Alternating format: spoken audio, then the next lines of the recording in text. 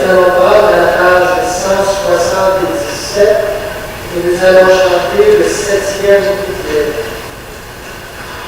Nous avons vu le Seigneur, il marche sur nos chemins. Nous avons vu le Seigneur, nous en sommes témoins. J'en dis aux disciples de suivre le Seigneur. Nous marchons ensemble, nous suivons Jésus. Nous suivons Jésus. Nous avons vu le Seigneur. Il marche sur nos chemins. Nous avons vu le Seigneur, nous en sommes témoins. Bonjour. Alors, nous sommes rassemblés au nom du Père et du Fils et du Saint-Esprit. Amen.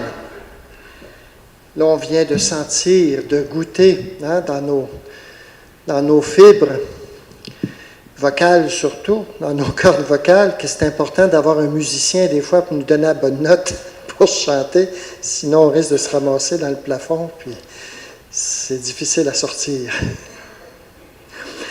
On prend le temps de se rassembler encore une fois ce matin, nous tourner vers la parole de Dieu et essayer une fois de plus de faire descendre cette parole en nous pour qu'elle puisse nous guider. Qu'elle puisse nous guider lorsqu'on a des décisions à prendre. Lorsque nous nous retrouvons dans une situation difficile ou joyeuse et que nous ayons ce réflexe-là de dire, si Jésus était parmi nous, qu'est-ce qu'il dirait? Qu'est-ce qu'il ferait?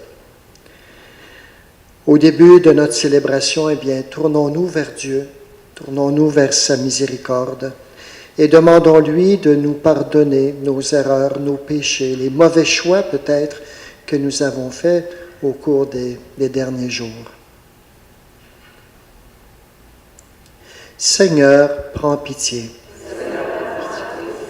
Ô Christ, prends pitié. Seigneur, prends pitié. Que Dieu Tout-Puissant, dans son amour, nous montre encore une fois sa miséricorde, qu'il nous pardonne tous nos péchés et nous conduise à la vie éternelle. Amen. Prions le Seigneur.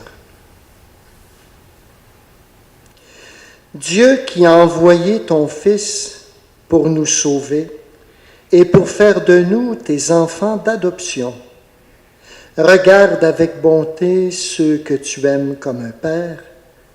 Puisque nous croyons au Christ, accorde-nous la vraie liberté et la vie éternelle.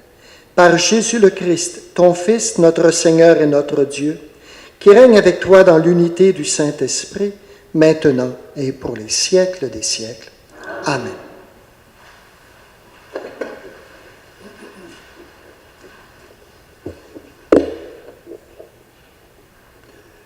Lecture du livre des Proverbes.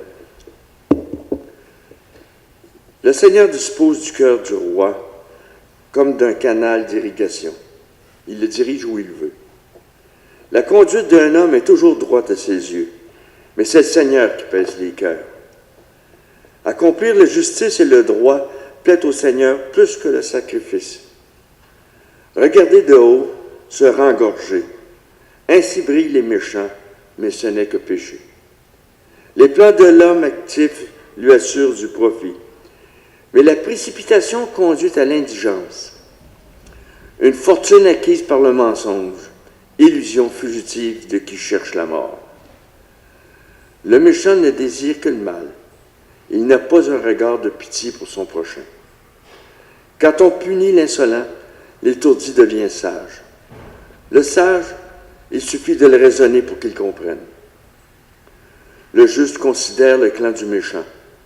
Le méchant pervertit les autres pour leur malheur.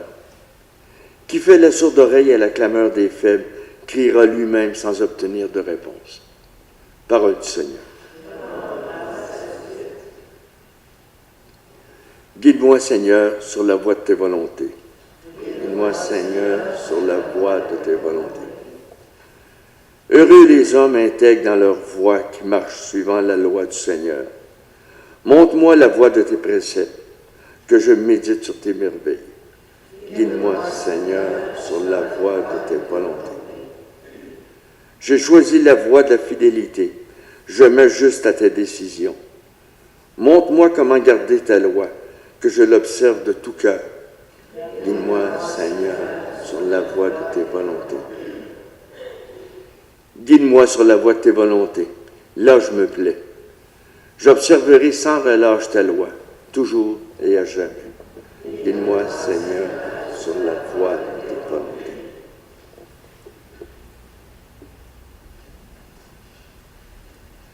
Alléluia, Alléluia,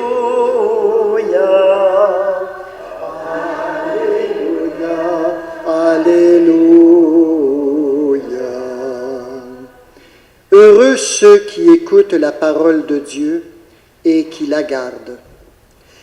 Alléluia, Alléluia,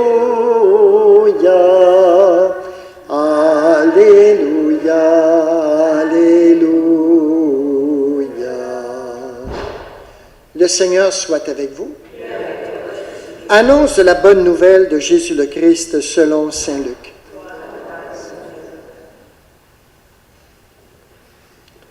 En ce temps-là, la mère et les frères de Jésus vinrent le trouver, mais ils ne pouvaient pas arriver jusqu'à lui à cause de la foule. On le lui fit savoir. « Ta mère et tes frères sont là dehors qui veulent te voir. » Il leur répondit, « Ma mère et mes frères sont ceux qui écoutent la parole de Dieu et qui la mettent en pratique. » Acclamons la parole de Dieu.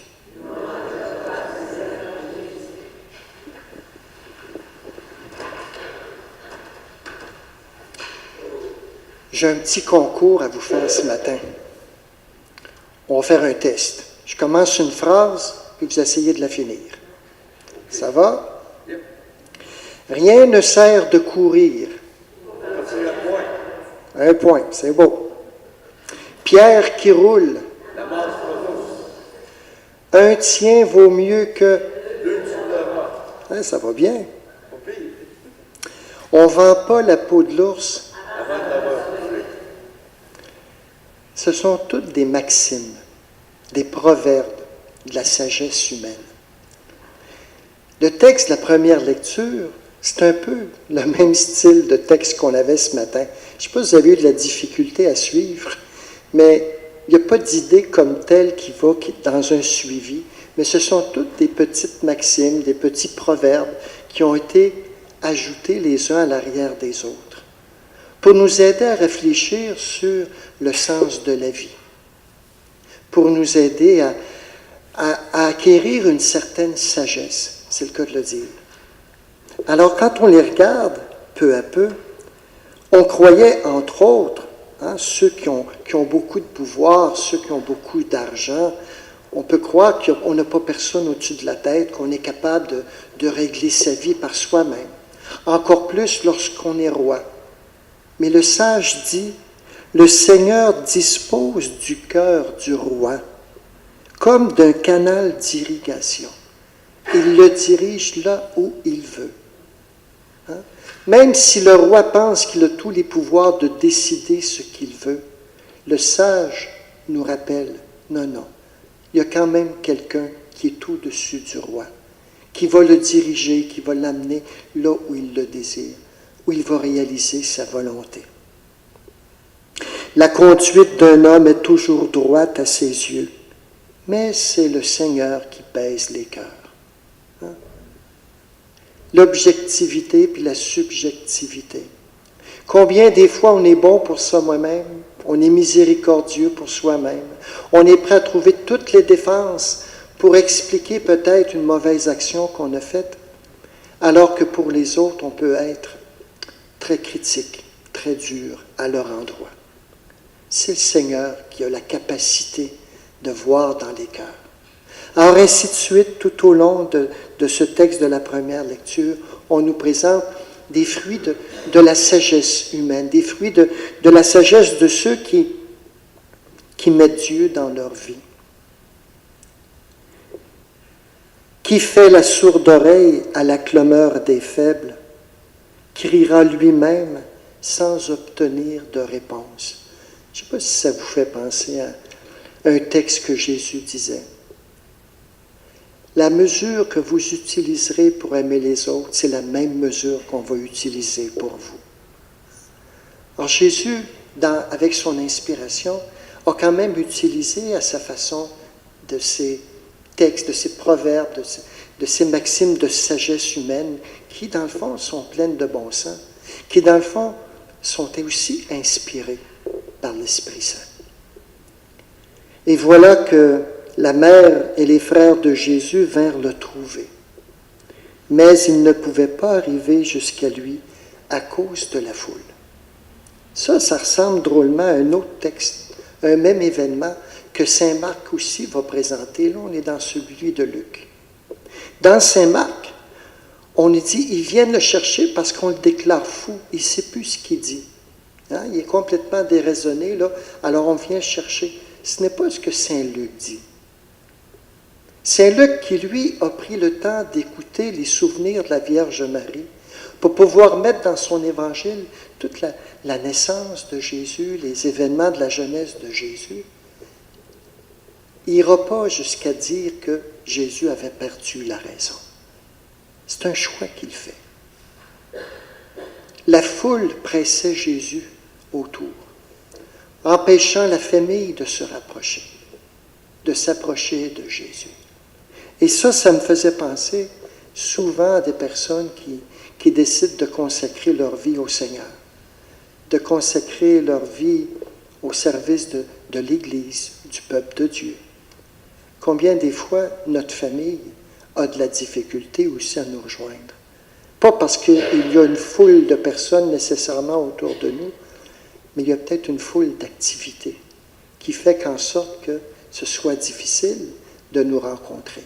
Telle réunion, tel engagement. Moi, c'est ce que ça me faisait penser de voir, bon, ta mère, tes frères, moi, j'ai pas de frères, j'ai des sœurs, ta mère et tes sœurs voudraient te voir. Et je dois reconnaître humblement qu'on ne se voit pas souvent, qu'on a même de la difficulté à se téléphoner, à se donner des nouvelles. C'est rare. Puis je ne pense pas que ce soit juste mon cas.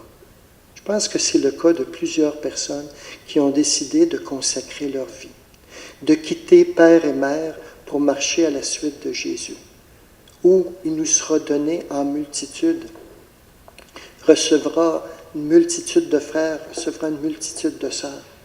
Et c'est un peu ce que Jésus dit. Mon père, ma mère, mon frère, ma sœur, ce sont ceux qui écoutent la parole de Dieu et qui la mettent en pratique. Ce n'est pas une question de mettre de côté, puis d'oublier, puis de dire que Marie est plus importante, que les cousins et cousines de Jésus ne sont pas importants. C'est de dire que ma famille, elle est beaucoup plus grande que vous croyez. Elle est immense, la famille de ceux qui veulent mettre la parole de Dieu en pratique, qui veulent trouver un sens à leur vie à travers, entre autres, le mystère de la mort et de la résurrection du Christ, qui sont prêts à aimer et à faire des sacrifices par amour. Parce ce qui est important, c'est que les autres goûtent à cette vie qui vient de Dieu, cette vie qui nous relève, qui nous épanouit, qui nous donne le goût aussi de nous donner par amour. Alors rendons grâce au Seigneur de continuer de nous guider, tant à travers la sagesse humaine qui peut être inspirée par l'Esprit Saint, qu'à travers les écrits de la parole de Dieu. Oui, à travers cette Eucharistie, demandons comme le psalmiste, « Guide-moi, Seigneur, sur la voie de tes volontés. » Amen.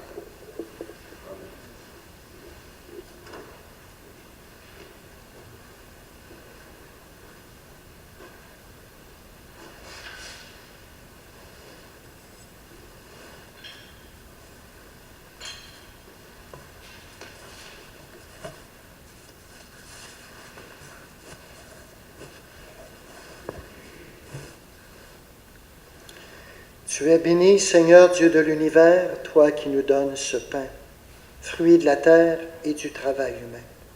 Nous te le présentons, il deviendra le pain de la vie.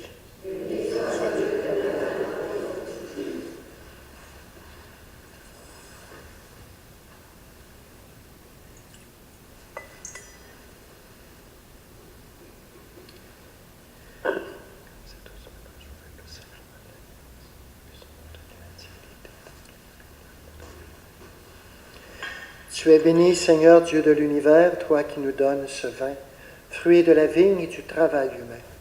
Nous te le présentons, il deviendra le vin du royaume éternel.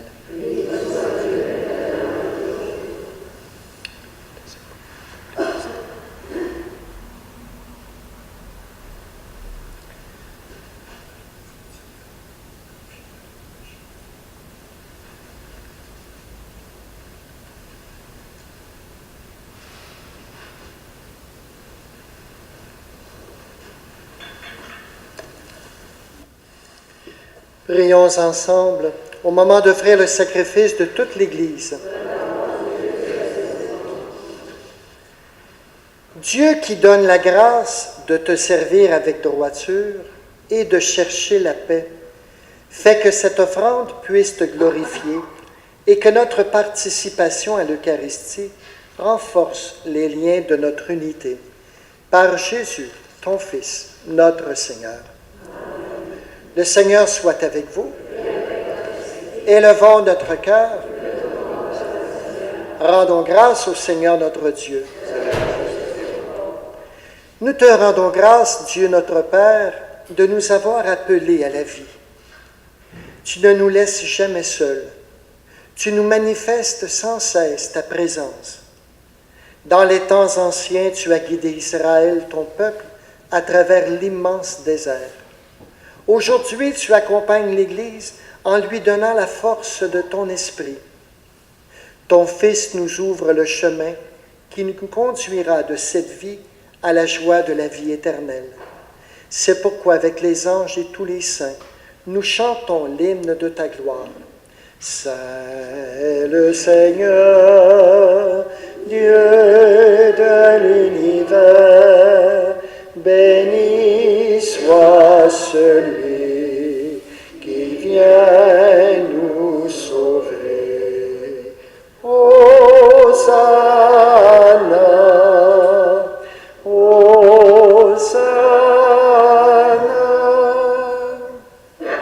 Nous te glorifions, Père très saint, tu es toujours avec nous sur la route, et plus spécialement encore lorsque ton Fils Jésus nous rassemble pour le repas de l'amour. C'est pourquoi nous te prions, Père Tout-Puissant, envoie ton Esprit sur ce pain et ce vin, afin que le Christ Jésus réalise au milieu de nous la présence de son corps et de son sang. La veille de sa passion, pendant le repas, il prit le pain, il rendit grâce, il le rompit, le donna à ses disciples en disant « Prenez et mangez-en tous. Ceci est mon corps livré pour vous. »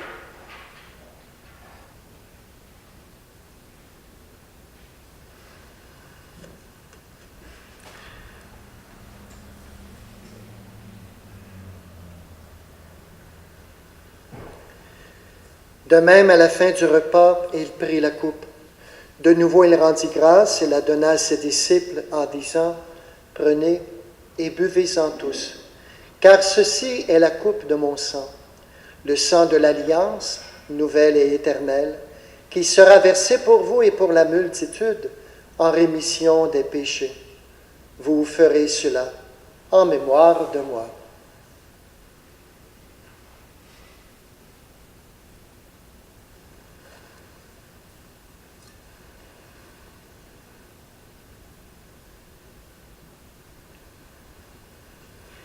Il est grand, le mystère de la foi.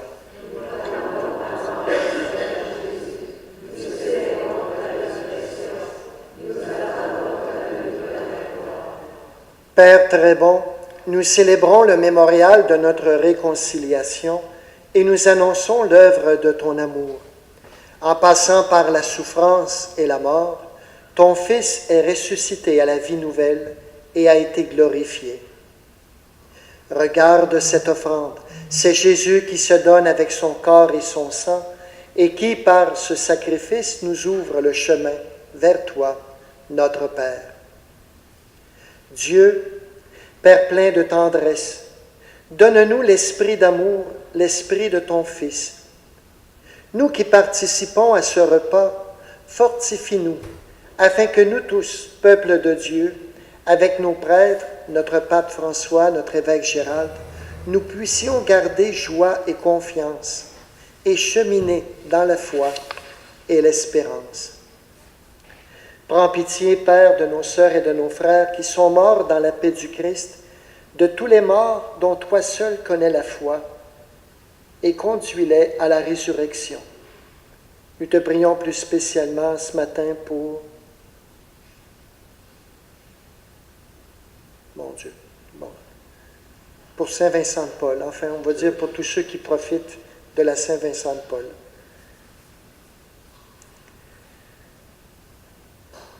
Et lorsque prendra fin notre pèlerinage sur la terre, accueille-nous dans ton royaume, où nous espérons être comblés de ta gloire, tous ensemble et pour l'éternité. En union avec la Vierge Marie, la bienheureuse Mère de Dieu, avec les apôtres, les martyrs et tous les saints, nous te prions et nous te glorifions par Jésus le Christ, notre Seigneur. Par lui, avec lui et en lui, à toi, Dieu le Père Tout-Puissant, dans l'unité du Saint-Esprit, tout honneur et toute gloire pour les siècles des siècles.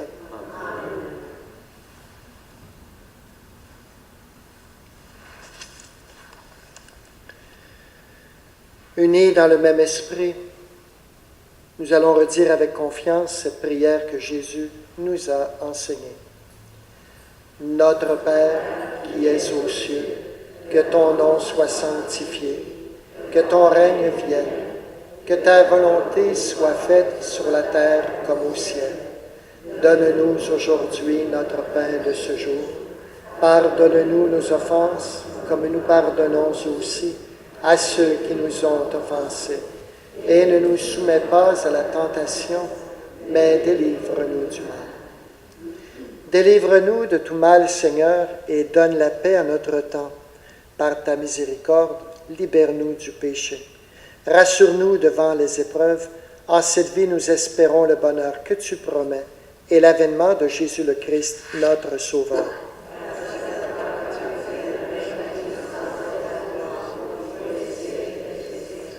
Seigneur Jésus-Christ, tu as dit à tes apôtres, « Je vous laisse la paix, je vous donne ma paix. » Ne regarde pas nos péchés, mais regarde plutôt la foi de ton Église. Pour que ta volonté s'accomplisse, donne-lui toujours cette paix et conduis-la vers l'unité parfaite, toi qui règnes pour les siècles des siècles. Amen. Que la paix du Seigneur soit toujours avec vous.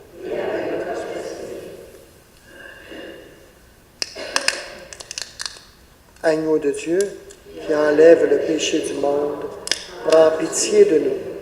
Agneau de Dieu, qui enlève le péché du monde, prends pitié de nous. Agneau de Dieu, qui enlève le péché du monde, donne-nous la paix.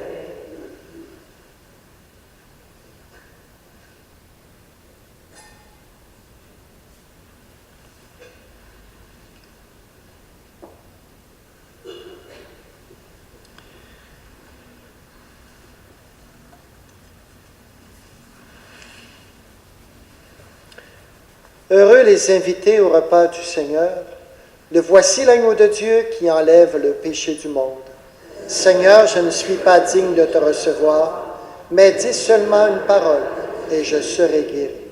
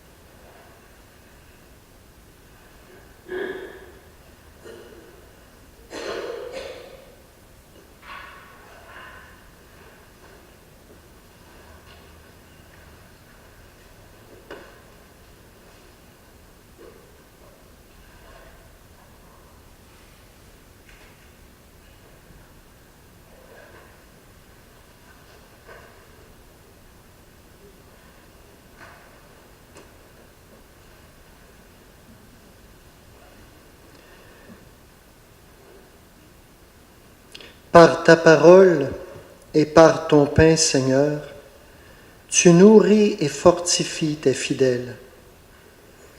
Accorde-nous de si bien profiter de ces dons que nous soyons associés pour toujours à la vie de ton Fils, lui qui règne avec toi dans l'unité du Saint-Esprit, maintenant et pour les siècles des siècles. Amen. Vous qui êtes habitués à venir à la messe à 9 heures, souvent on vous voit le mardi matin, on vous voit aussi les vendredis matins, sachez qu'à compter de la semaine prochaine, le lundi à 9 heures du matin, il va y avoir la messe maintenant à Saint-Calixte.